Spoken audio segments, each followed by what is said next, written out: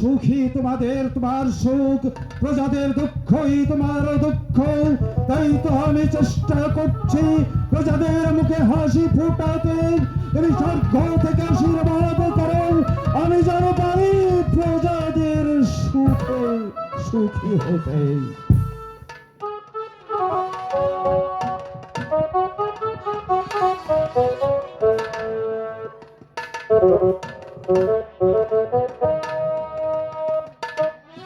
রানী, বলুন মহারাজ।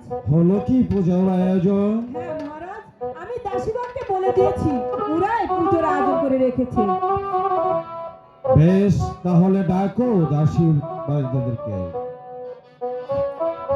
কে কোথায় আছিস? দাসীগণরা এসো। হ্যালো